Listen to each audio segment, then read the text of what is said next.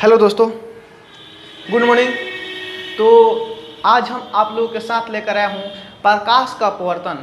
प्रकाश का अपवर्तन हम परिवर्तन में पढ़े कि जब प्रकाश की किरणें किसी परावर्तक सतह से टकराकर उसी माध्यम में वापस लौट जाती हैं, इस घटना को प्रकाश के परिवर्तन कहा जाता है। लेकिन अपवर्तन में क्या होता है? माध्यम में परिवर्तन होता है। अपवर्तन में माध्यम में परिवर्तन होता है। इसका मतलब प्रकाश के परिवर्तन में हवा से प्रकाश आया, अब किसी परावर्तक सतह से टकराया, किसी चिकना परावर्तक सतह से टकराया और हवा में वापस लौट गया। लेकिन इसमें क्या होता है? प्रकाश की किरणें हवा से आया, पानी में प्रवेश कर गया। इस घटना को बोलेंगे प्रकाश के अपवर्तन। समझिए इसको, चलिए परिभाषित करके समझते हैं। प्रकाश के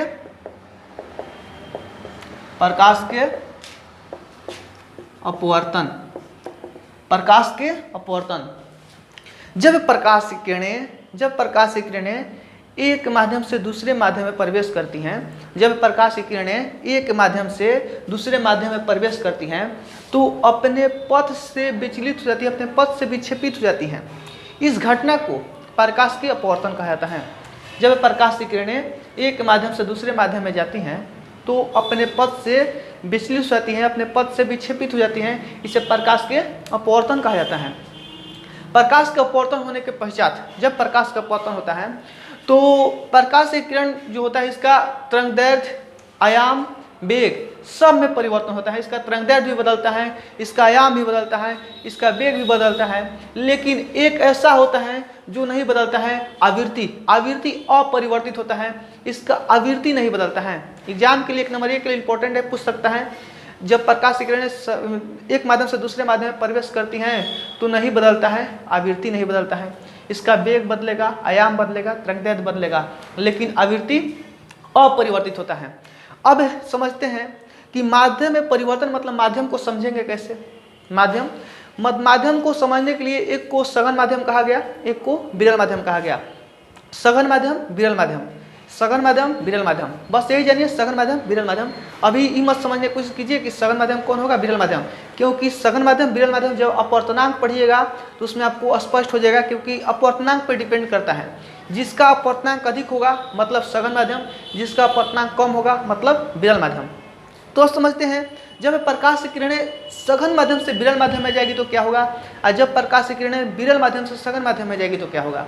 ठीक है, तो ध्यान से देखिएगा, बहुत एकदम प्रकाश का अपवर्तन एग्जाम के लिए इम्पोर्टेंट है और काफ़ी बार कुछ आप क्वेश्चन पर पलट के देख सकते हैं। ये भी देखिएगा, आपका देखिएगा 1 नंबर में मिल जाएगा कि इसका आवृत्ति अपरिवर्तित होता है। ठीक है, अब ध्यान दीजिए, बात करते हैं जब प्रकाश की किरणें सघन माध्यम से विरल माध्यम में जाएगी, मतलब सघन माध्यम मतलब उसका अपवर्तनांक अधिक होगा। पानी और हवा को लेते हैं, पानी और हवा को लेते हैं तो इसमें पानी जो होगा सघन माध्यम हो जाएगा, हवा जो होगा विरल माध्यम होगा, क्योंकि हवा का अपवर्तनांक कम होता है पानी की अपेक्षा। पानी की अपेक्षा हवा का अपवर्तनांक कम होता है। अपवर्तनांक जो डिपेंड करता है वो किसी से तुलना करके उसका किया जाता है। जैसे कि यहाँ पर पानी आपका विरल सघन माध्यम हो गया, हवा विरल माध्यम हो गया, लेकिन पानी का तुलना अगर कांच से करें तो कांच आपका सघन माध्यम हो जाएगा, पानी विरल माध्यम हो गया। अगर पानी की तुलना हवा से करते हैं तो आपका पानी सघन माध्यम हुआ और हवा विरल माध्यम हो गया। लेकिन वही हम पानी की तुलना अगर कांच से कर दे तो क्या होगा, कांच सघन माध्यम हो जाएगा और पानी विरल माध्यम हो गया। ठीक है, तो सघन माध्यम विरल माध्यम अपवर्तनांक पर डिपेंड करता है और तुलना करने पर होता है। ऐसा नहीं कि हमेशा सघन माध्यम रहेगा, हमेशा विरल माध्यम रहेगा। प्रकाश की किरण जिसमें प्रवेश करेगा वैसे होगा। ठीक है, अब आप समझ रहे होंगे कि आखिर प्रकाश की किरणें सघन माध्यम पानी से कांच में जाएगा कैसे। आखिर प्रकाश की किरणें पानी से कांच में जाएगा कैसे चला जाएगा। तो चलिए समझिए इस बात को। एक बोतल में पानी रख दिए, बोतल में पानी ले लीजिए, कोई भी बोतल लीजिए, उसमें पानी रख लीजिए। ऐसा लीजिए जिसमें जो इस प्रकाश आर पार कर जाए, पारदर्शी लीजिए, प्रकाश आर पार कर जाए। ठीक है, उसमें पानी रखिए और टॉर्च जलाइएगा ना तो पानी से बाहर निकलेगा, प्रकाश की किरणें बोतल से बाहर निकलेगा। वहीं पर एक कांच रखिए तो आपका हवा से पानी में गया, अब पानी से निकलेगा तो कांच में जाएगा कि नहीं जाएगा, ऐसे होगा। तो इससे आप समझ सकते हैं। ठीक है, चलिए देखते हैं क्या होता है। जब प्रकाश की किरणें सघन माध्यम से, ये आपको ये जो है माध्यम को बदलने वाले सतह को बोलते हैं, मतलब पानी हवा के बीच में जो सतह होता है ना, इसी को बोलते हैं अपवर्तक सतह। अपवर्तक सतह, अपवर्तक सतह, दो माध्यमों को अलग करने वाले सतह को अपवर्तक सतह कहा जाता है। जो सतह दो माध्यमों को अलग करता है, जैसे पानी और हवा एवं कांच को जो सतह जो होता है अलग करता है, उसी को बोलते हैं अपवर्तक सतह। अब ध्यान दीजिए, ये मान लीजिए नीचे पानी है आपका, ठीक है, नीचे पानी है और ऊपर हवा है, ठीक है। तो हवा जो है विरल माध्यम हो गया, हवा जो है विरल माध्यम हो गया, और पानी जो है सघन माध्यम हो गया। हवा जो है विरल माध्यम हो गया और पानी जो है सघन माध्यम हो गया। ध्यान दीजिएगा, हवा विरल माध्यम, पानी सघन माध्यम। ये जो सतह है जो इन दोनों माध्यमों को अलग करता है, इसको क्या बोलेंगे? अपवर्तक सतह बोलेंगे। अब ध्यान दीजिएगा, प्रकाश से किरण आया, प्रकाश से किरण आया, हवा से प्रकाश स्रोत से निकला प्रकाश से किरण, और हवा से पानी में जा रहा है, हवा से पानी में जा रहा है, हवा है ये वाला पानी है, ठीक है। मतलब इस विरल माध्यम हो गया, ये वाला सघन माध्यम हो गया। और जब प्रकाश से किरणें हवा से पानी में जा रहा है तो क्या होगा? हवा से पानी में जा रहा है, इसका मतलब जो प्रकाश की किरण है इसको बोलते हैं अभिलंब। इस सतह पर जो अवलंब होता है उसको बोलते हैं अभिलंब। अभिलंब कहा जाता है।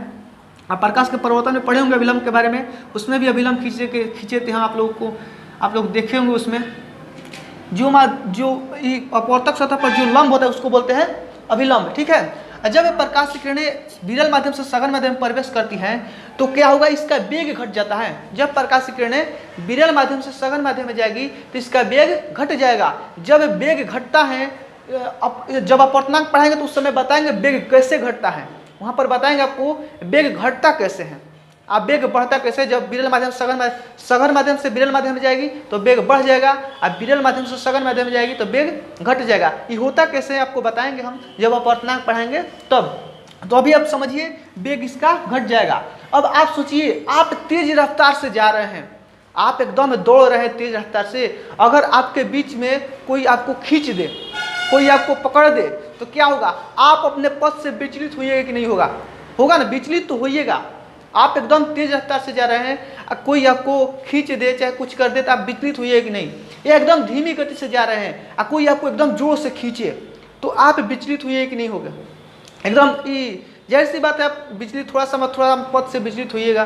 तो वही होता है यहाँ पर आपका होता है क्या? जब विरल माध्यम से सघन माध्यम में गया इसका वेग कम होगा, और जब वेग कम होगा मतलब विरल माध्यम में जाएगा, प्रकाश को चाप देगा। जो विरल माध्यम सघन माध्यम है प्रकाश को चाप कर एकदम गुजरने देगा। ये जो होता है अभिलंब की ओर मुड़ जाता है, अभिलंब की ओर मुड़ जाता है। मतलब विरल माध्यम से सघन माध्यम में गया मतलब अभिलंब की ओर मुड़, सीधा हो गया, अभिलंब के थोड़ा सा और मुड़ जाता है, इसको मुड़ा दीजिए। यही जो इसका ओरिजिनल रास्ता है, जहाँ चाहिए था इधर, लेकिन इधर न जाकर अभिलंब की और मुड़ गया, इधर गया, ठीक है। जब प्रकाश की किरणें विरल माध्यम से सघन माध्यम में प्रवेश करती हैं तो अभिलंब की और मुड़ जाती हैं, क्योंकि जब विरल माध्यम से सघन माध्यम में जाती हैं तो इसका वेग घट जाता है, इसका वेग कम हो जाता है। जब वेग कम होगा तो क्या होगा? इस प्रकाश की किरण को चाप कर पार करेगी, और मतलब चाप देगा उसको। समझिए, जाहिर सी बात है, सब कुछ समझने की कोशिश कीजिए आप लोग खुद प्रैक्टिकल में देखिए। दौड़ते हैं, कोई आपको रोकने की कोशिश करता है तो आपका वेग कम होता है, मतलब आप थोड़ा सा मुड़ते हैं तो इसमें क्या होता है? मुड़ेगा तो अभिलंब की ओर मुड़ जाएगा, ठीक है। और जब प्रकाश की किरणें सघन माध्यम से विरल माध्यम में जाएगी, जब प्रकाश की किरणें सघन माध्यम से विरल माध्यम में जाएगी, इसका मतलब ये है कि अभिलंब से दूर हट जाती हैं, अभिलंब से दूर हट जाती हैं, क्योंकि जब सघन माध्यम है तो सघन माध्यम में चाप कर चल रही है, एकदम चाप के जा रही है, इधर जाना चाहिए था, लेकिन क्या होगा? जब माध्यम में परिवर्तन हुआ, अब ये चपलेबा अब छोड़ी, क्या है कि विरल माध्यम होता वेग बढ़ी, जब वेग बढ़ी तो चपलेबा छोड़ी तो काफी सर्च से भागी एकदम, तो तनी मुनी एकदम मुड़ जाई, अभिलंब से दूर हटेगा और दूर हट के जाएगा।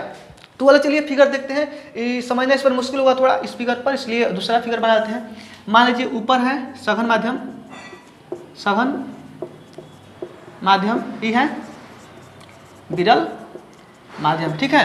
सघन माध्यम, विरल माध्यम, ये वाला अपवर्तक सतह है, ये वाला अपवर्तक सतह है, ये वाला अभिलंब है आपका अपवर्तक सतह पर, अभिलंब यही वाला है ना, अभिलंब है। चलिए, जब प्रकाश की किरणें सघन माध्यम से विरल माध्यम में जाएगी, इसका मतलब सघन माध्यम से विरल माध्यम में जाएगी तो अभिलंब से दूर हट जाती है। अभी चाँप के चलता है जब छोड़ी तो जाए चाहे इधर, लेकिन जाई हुन्ने कैसे कि विरल माध्यम भइल, इसका वेग कम हो गया, वेग कम भइल तो का हुई, भागी। ठीक, तो इधर थोड़ा सा मुड़ गया। ठीक है, जब प्रकाश की किरणें विरल माध्यम से सघन माध्यम में जाती हैं तो अभिलंब की ओर मुड़ जाती हैं, और जब प्रकाश की किरणें सघन माध्यम से विरल माध्यम में जाती हैं तो अभिलंब से दूर हट जाती हैं। उम्मीद करते हैं बात समझ में आया होगा। ठीक है, तो ये सारी अपवर्तन के बारे में थोड़ा बहुत चीज़ें था। अब चलते हैं प्रकाश के अपवर्तन के कितने नियम होते हैं। इसमें देख लीजिए आप लोग, इसको बोलते हैं आपतित किरण, सेम वही प्रोसेस से आपतित किरण बोलते हैं, आपतित किरण इसको बोलते हैं। उसमें जाने वाली किरण को परावर्तित किरण बोलते थे, इसमें अपवर्तित किरण बोलते हैं। आपतित किरण, अपवर्तित किरण, अपवर्तित अपवर्तित किरण, अपवर्तित किरण। ठीक है, आपतित किरण, अपवर्तित किरण, आपतित किरण, अपवर्तित किरण। ठीक है, आपतित किरण, अपवर्तित किरण, आपतित किरण, अपवर्तित किरण। जो किरण इस अपवर्तक सतह, जो किरण अपवर्तक सतह पर पड़ती हैं, मतलब आने वाली किरण को आपतित किरण बोलते हैं। अपवर्तन के बाद जो किरणें जाती है उसको अपवर्तित किरण बोलते हैं। इस घटना को प्रकाश का अपवर्तन कहा जाता है। ठीक है, तो अब चलते हैं प्रकाश के अपवर्तन के कितने नियम होते हैं। तो प्रकाश के परावर्तन के बारे में पढ़े थे। प्रकाश के परावर्तन के 2 नियम होते हैं, आपतित किरण, अपवर्तित किरण तथा आपतन बिंदु पर डाला गया विलंब। तीनों एक ही तल में होते हैं, तीनों एक ही तल में होते हैं। आपतित किरण, अपवर्तित किरण तथा आपतन बिंदु पर डाला गया विलंब तीनों एक ही तल में होते हैं। इसे पढ़ेंगे आपतित किरण, परावर्तित किरण परावर्तन में पढ़े थे, परावर्तित किरण, तो इसमें पढ़ेंगे आपतित किरण, अपवर्तित किरण तथा आपतन बिंदु पर डाला गया विलंब तीनों एक ही तल में होते हैं। तल का मतलब समझते हैं कुछ चीजें बाद। देखिए, प्रकाश की किरण है, यहाँ पर मान लीजिए मेरा हाथ जो है ऐसे एगो तल है। ठीक है, ऐसे अगर समझते हैं ऐसे तो एगो तल है, ये वाला एक तल है। प्रकाश की किरण ऐसे आया, ठीक है, ऐसे आया, ये वाला जो है, ये वाला अपवर्तक सतह है, माध्यम को अलग करता है, नीचे जो है अलग माध्यम है, ऊपर जो है अलग माध्यम हो गया। तो प्रकाश की किरण ऐसे आया, आने के बाद मान लीजिए आने के बाद अपवर्तन होगा, अपवर्तन के बाद अभिलंब की अगर सघन माध्यम से विरल माध्यम में जाएगी तो अभिलंब से दूर भागेगी, तो अभिलंब से दूर भागेगी तो इधर यहाँ से मान लीजिए आया और फिर यहाँ से इधर भागेगा तो इसी तल पे ना भागेगा, तल को देखा तो इसी तल पे भागेगा ना, समझ रहे होंगे आप लोग। तो तल, तीनों तल जो होता है अभिलंब, आपतित किरण, अपवर्तित किरण तथा आपतन बिंदु पर डाला गया विलंब तीनों एक ही तल में होते हैं। हाँ, दूसरा नियम में थोड़ा सा बदलाव आया है, उसमें पढ़े थे आपतन कोण परावर्तन कोण के बराबर होता है। इसमें पढ़ेंगे आपतन कोण की ज्या एवं अपवर्तन कोण की ज्या का अनुपात एक नियतांक होता है। आपतन कोण की ज्या एवं अपवर्तन कोण की ज्या, इसमें बताया नहीं आपको, इसको बोलेंगे आपतन कोण, आपतन कोण, और इसको बोलेंगे ये वाला है ना, ये वाला कोण को अपवर्तन कोण, इसको बोलेंगे आपतन कोण, इसको बोलेंगे अपवर्तन कोण। ठीक है, इसको आपतन कोण, इसको अपवर्तन कोण। अब प्रकाश के अपवर्तन के 2 नियम होते हैं, इन दोनों नियम में पढ़ना है। पहला नियम जो होता है आपतित किरण, अपवर्तित किरण तथा आपतन बिंदु पर डाला गया अभिलंब। आपतित किरण, अपवर्तित किरण तथा आपतन बिंदु पर डाला गया अभिलंब तीनों एक ही तल में होते हैं, तीनों एक ही तल में होते हैं। अगर प्रकाश के परावर्तन के नियम याद होगा तो ये भी आपको याद होगा। ठीक है, अगर प्रकाश के परावर्तन के नियम याद होगा तो इसमें प्रॉब्लम नहीं होगा, क्योंकि परावर्तन में पढ़े थे आपतित किरण, अपवर्तित किरण नहीं, वहाँ पर पढ़े थे परावर्तित किरण तथा आपतन बिंदु पर डाला गया अभिलंब तीनों एक ही तल में होते हैं। इसमें पढ़ेंगे आपतित किरण, अपवर्तित किरण, परावर्तित जगह पे क्या होगा अपवर्तित, आपतन बिंदु पर डाला गया अभिलंब तीनों एक ही तल में होते हैं। सेकंड नियम में किसी विशेष रंग के लिए किसी विशेष रंग के लिए आपतन कोण की ज्या एवं अपवर्तन कोण की ज्या। किसी विशेष रंग के लिए आपतन कोण की ज्या एवं अपवर्तन कोण की ज्या का अनुपात एक नियतांक होता है। किसी विशेष रंग के लिए आपतन कोण की ज्या एवं अपवर्तन कोण की ज्या का अनुपात एक नियतांक होता है। ज्या का मतलब साइन, ज्या का मतलब साइन, साइन ज्या का मतलब साइन। आपतन कोण की ज्या एवं अपवर्तन कोण की ज्या का अनुपात एक नियतांक होता है। मतलब आपतन कोण की ज्या कहे तो क्या हो जाएगा साइन आई, क्योंकि आपतन कोण को आई द्वारा सूचित किया जाता है। अपवर्तन कोण की ज्या करे मतलब साइन आर, अपवर्तन कोण को आर द्वारा सूचित किया जाता है। तो साइन आई बटे साइन आर बराबर हो जाएगा कांस्टेंट, कांस्टेंट। आपतन कोण की ज्या एवं अपवर्तन कोण की ज्या का अनुपात एक नियतांक होता है। मतलब साइन आई बटे साइन आर बराबर कांस्टेंट है। ये जो कांस्टेंट होता है ये कांस्टेंट अपवर्तनांक होता है। मतलब साइन आई बटे साइन आर को म्यू, म्यू मतलब अपवर्तनांक, इसी को अपवर्तनांक कहते हैं। आपतन कोण की ज्या एवं अपवर्तन कोण की ज्या का जो अनुपात होता है वो अपवर्तनांक होता है। ठीक है। और इस बात एगो इसमें वर्ड है, किसी विशेष रंग के लिए, किसी विशेष रंग के लिए आपतन कोण की ज्या एवं अपवर्तन कोण की ज्या का अनुपात एक नियतांक होता है। किसी विशेष रंग के लिए, किसी विशेष रंग के मतलब आप जानते हैं कि प्रकाश की किरण जो होता है श्वेत प्रकाश, श्वेत प्रकाश में 7 किरण, जो 7 रंग होता है बैजनीय, पीनला, विग्नियोर। ठीक है। इसमें क्या होता है लाल रंग का तरंगदैर्घ्य सबसे ज़्यादा होता है और बैगनी रंग का तरंगदैर्घ्य सबसे कम होता है। और आपको पढ़ना है, अपवर्तनांक पढ़ेंगे तो उसमें बताया जाएगा, एक नोट में लिखवाएंगे कि जो तरंगदैर्घ्य होता है, तरंगदैर्घ्य जो होता है माध्यम मतलब अपवर्तनांक के व्युत्क्रमानुपाती होता है। म्यू जो है 1/λ होता है, 1/λ होता है। मतलब तरंगदैर्घ्य का मान बढ़ेगा तो अपवर्तनांक का मान घटेगा, तरंगदैर्घ्य का मान घटेगा तो अपवर्तनांक का मान बढ़ेगा। इसका मतलब दोनों को लिख सकते हैं, ऐसे लिखे चाहे ऐसे लिखे, दोनों एक ही चीज़ है। इसमें क्या अपवर्तनांक का मान बढ़ा मतलब तरंगदैर्घ्य का मान घटा। अपवर्तनांक का मान बढ़ने का मतलब सघन माध्यम, अपवर्तनांक मान बढ़ा मतलब सघन माध्यम। बताया आप लोगों को सघन माध्यम अपवर्तनांक का मान बढ़ा मतलब सघन माध्यम। जब प्रकाश किरणें सघन माध्यम में प्रवेश करती हैं तो तरंगदैर्घ्य का मान बढ़ जाएगा, और जब प्रकाश की किरणें विरल माध्यम पर प्रवेश करेगी मतलब तरंगदैर्घ्य का मान घट जाएगा। जब विरल माध्यम मतलब अपवर्तनांक कम है, अपवर्तनांक कम है मतलब तरंगदैर्घ्य बढ़ जाएगा। तो इससे ये बताने का मकसद मेरा यही है कि हर कलर के लिए, अगर हर कलर का देखा जाए, हर कलर में मतलब जब माध्यम में परिवर्तन होता है तो सबका जो यहाँ पर लिखे हुए हैं साइन आई बटे साइन आर, जो अपवर्तनांक जो होता है साइन आई बटे साइन आर अपवर्तनांक, अगर उसका अनुपात निकाला जाए तो जो अपवर्तनांक आता है हर कलर के लिए थोड़ा डिफरेंस आएगा, बहुत कम होता है, सब बहुत कम होता है। ऐसे तो सबका अपवर्तनांक माना गया है, किसी विशेष रंग के लिए देखकर निकाला गया है, तो सबका अपवर्तनांक जो लिख दिया है कि हीरा का अपवर्तनांक 2.4 होता है, हवा का अपवर्तनांक 1 होता है, पानी का अपवर्तनांक जो होता है 4/3 होता है, कांच का अपवर्तनांक 3/2 होता है। ये सारी बातें लिखकर एकदम निकाल कर करेक्ट करके बता दिया गया है, लैब में सब प्रयोग करके निकाल दिया गया है। लेकिन यहाँ पर ये नियम बताता है कि किसी विशेष रंग के लिए आपतन कोण की ज्या एवं अपवर्तन कोण की ज्या का अनुपात एक नियतांक होता है। मतलब साइन आई बटे साइन आर निकाला जाए तो जो आएगा उस माध्यम का अपवर्तनांक होगा। सघन माध्यम हो मतलब जो भी माध्यम हो, सघन माध्यम से विरल माध्यम में जा रही है तो आपका विरल माध्यम का अपवर्तनांक होगा, सघन माध्यम का अपवर्तनांक होगा।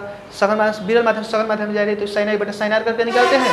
तो आपको बस ये मानना है कि आपतित किरण किसको मानते हैं, अपवर्तित किरण किसको मानते हैं, किस माध्यम से किस में प्रकाश भेजे हैं। ठीक है। तो ये सारी बात मानकर और उसका साइन आई बटे साइन आर करते हैं तो जो आएगा उस माध्यम का अपवर्तनांक होगा। ठीक है, समझ रहे होंगे बातें। तो ये आपका 2 नियम हुआ, आपतित किरण, अपवर्तित किरण तथा आपतन बिंदु पर डाला गया विलंब, तीनों एक ही तल में होते हैं। किसी विशेष रंग के लिए आपतन कोण की ज्या एवं अपवर्तन कोण की ज्या का अनुपात एक नियतांक होता है। नियतांक जो होता है कांस्टेंट, इसे ही अपवर्तनांक कहा जाता है। ठीक है, या इसे ही स्नेल का नियम बोलते हैं। स्नेल का नियम, अपवर्तन के दूसरा नियम को स्नेल का नियम बोलते हैं। स्नेल का नियम कहा जाता है। स्नेल का नियम कहते हैं। स्नेल का नियम किसे कहते हैं? तो यही बोलेंगे, अपवर्तन का दूसरा नियम, किसी विशेष रंग के लिए आपतन कोण की जया एवं अपवर्तन कोण की जया का अनुपात एक नियतांक होता है। अतः साइन आई बटे साइन आर बराबर म्यू, यही आपका स्नेल का नियम हुआ। तो ये सारी बातें समझ में आया होगा। अब हम पढ़ेंगे, अपवर्तन से बहुत सारी घटना होती हैं, प्रकाश का अपवर्तन के बहुत सारी घटनाएं होती हैं, इसके बारे में पढ़ेंगे। लेकिन एक बात, एक आपका टॉपिक उठ के आ गया, अपवर्तनांक। अपवर्तनांक के बारे में पढ़ना जरूरी लगता है यहाँ पर, इसलिए अपवर्तनांक पढ़ने के बाद इसके उदाहरण के बारे में देखेंगे कि कौन कौन घटनाएं जो प्रकाश के अपवर्तन के कारण होती है। वैसे थोड़ा बहुत आपको बता देते हैं। अब देखते हैं, पानी में छड़ी का टेढ़ा दिखाई देना, पानी में छड़ी का टेढ़ा दिखाई देना, कुएं की गहराई कम प्रतीत होना। पानी में छड़ी नहीं, वो तो पानी में छड़ी का टेढ़ा दिखाई पड़ा, कुएं की गहराई कम प्रतीत होना। और देखते हैं सिक्का, पानी में अगर सिक्का डाल दिया जाए तो सिक्का ऊपर की तरफ उठा हुआ दिखाई प्रतीत होता है, दिखता है ऊपर की तरफ उठा ऐसा लगता है, ठीक है। आकाश में तारे का टिमटिमाना, आकाश में तारे का टिमटिमाना, वो सही घटनाएं जो है प्रकाश के अपवर्तन के कारण होती हैं। आप देखते होंगे, मेला वाला में जाते होंगे तो उसमें एक गेम होता है कि बाल्टी में पानी भर लेगा, उसमें एक डब्बा रख देगा, डब्बा आप बोलता है उसमें सिक्का डालने के लिए, उसमें सिक्का डालने के लिए बोलता है, सिक्का नहीं डाल पाते हैं, सिक्का डालिएगा तो डब्बा में नहीं जाता है, बाल्टी में चला जाता है। तो ये जो होता है क्यों होता है? प्रकाश का अपवर्तन की वजह से होता है। उसमें घटना होती है, जो डब्बा है हमें सही स्थान पर दिखाई नहीं पड़ता है। जब सही स्थान पर दिखाई नहीं पड़ेगा तो हम सिक्का उसमें डालेंगे कैसे, ठीक है। तो इसके अगर समझने की कोशिश कीजिए कैसे डालेंगे, तो उस जब डब्बा को जब रख रहा ना, तो उसको देखिए, उसको अगर उस समय देख लेते हैं कहाँ रख रहा है, डब्बा को रखते समय उसी जहाँ मान लीजिए यहाँ हाथ डाल कर रखा है, ठीक है, जहाँ हाथ डाला है वहीं पर अगर 90 डिग्री पर देखते हैं तब आप डब्बा को स्पष्ट देख पाएंगे। वहाँ पर सिक्का डालिएगा तो चला जाएगा, ठीक है। तो बहुत मुश्किल होता है डालना उसमें, क्योंकि अपवर्तन की घटना की वजह से हम डब्बा को देख नहीं पाते हैं। नहीं देखिएगा तो सिक्का उसमें नहीं जाएगा, और सिक्का नहीं जाएगा तो सिक्का उसका। बहुत लोग इसमें लॉस, मतलब बोलते हैं लग साथ देगा, घटना तो होता है प्रकाश के अपवर्तन की वजह से, ठीक है। तो ये सारी घटनाएं जो है प्रकाश के अपवर्तन की वजह से होता है। अगर अपवर्तनांक के बारे में बात करें तो थोड़ा बहुत अपवर्तनांक के बारे में जान लेते हैं, ठीक है। तो इसको साफ करते, स्क्रीनशॉट लेना चाहिए तो ले सकते हैं। चलिए, थोड़ा तेज पढ़ा रहे हैं तो आप लोग वीडियो को धीमा करके देख लीजिएगा, ठीक है, अगर तेज लगे तो, क्योंकि यूट्यूब में ऑप्शन आता है कि आप लोग वीडियो को धीमा करके देख सकते हैं। चलिए, अपवर्तनांक क्या होता है? अपवर्तनांक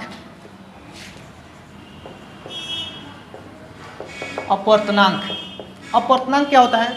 अपवर्तनांक प्रकाश के, देखिए, शून्य में प्रकाश की चाल एवं माध्यम में प्रकाश की चाल के अनुपात को माध्यम का अपवर्तनांक कहा जाता है। शून्य में प्रकाश की चाल एवं माध्यम में प्रकाश की चाल के अनुपात को माध्यम का अपवर्तनांक कहा जाता है।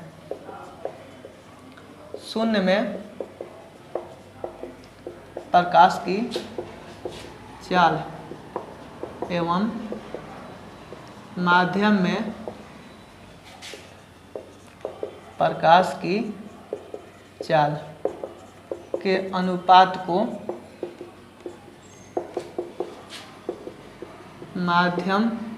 की चाल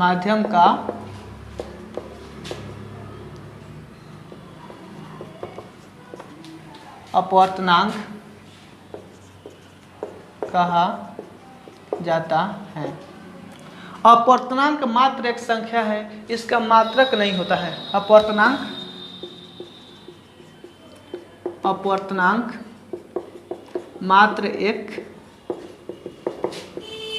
संख्या है, इसका कोई मात्रक नहीं होता है, इसका कोई मात्रक नहीं होता है। अपवर्तनांक शून्य में प्रकाश की चाल एवं माध्यम में प्रकाश की चाल के अनुपात को माध्यम का अपवर्तनांक कहा जाता है। शून्य में प्रकाश की चाल एवं माध्यम में प्रकाश की चाल के अनुपात को माध्यम का अपवर्तनांक कहा जाता है। अपवर्तनांक मात्र एक संख्या है, इसका कोई मात्रक नहीं होता है। इसे म्यू द्वारा सूचित किया जाता है। इसे म्यू द्वारा सूचित किया जाता है। इसे म्यू द्वारा सूचित किया जाता है। अपवर्तनांक बराबर हो जाएगा, अपवर्तनांक बराबर शून्य में प्रकाश की चाल बटे माध्यम में प्रकाश की चाल। अपवर्तनांक बराबर हो जाएगा शून्य में प्रकाश की चाल बटे माध्यम में प्रकाश की चाल। अपवर्तनांक को म्यू द्वारा सूचित किया जाता है। अपवर्तनांक मात्र एक संख्या है, इसका कोई मात्रक नहीं होता है। फिर से सुनिए, शून्य में प्रकाश की चाल एवं माध्यम में प्रकाश की चाल के अनुपात को माध्यम का अपवर्तनांक कहा जाता है। ठीक है, अपवर्तनांक मात्र एक संख्या है, इसका कोई मात्रक नहीं होता है। इसे म्यू द्वारा सूचित किया जाता है। अपवर्तनांक बराबर हो जाएगा शून्य में प्रकाश की चाल बटे माध्यम में प्रकाश की चाल। अपवर्तनांक मतलब म्यू बराबर हो जाएगा शून्य में प्रकाश की चाल शून्य मतलब सी द्वारा सूचित किया जाता है। 3 में 10 के पावर 8 होता है, तो सी उसको बोलते हैं सी। अब माध्यम में प्रकाश की चाल मान लेते हैं भी है, तो सी बटे भी। और जो अपवर्तनांक निकलता है आप लोगों को बताए तुलना करके निकलता है।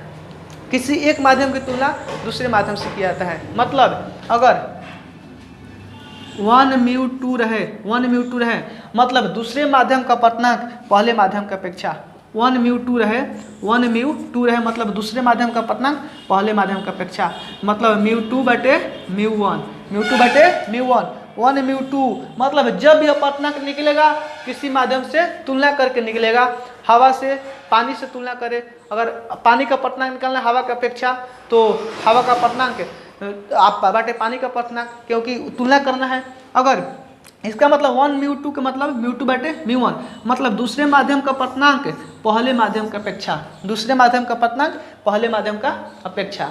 तो ये आपका अपवर्तनांक के बारे में थोड़ा बहुत डेफिनेशन हुआ। इसके बारे में काफ़ी चीज़ें जानेंगे अगले वीडियो में।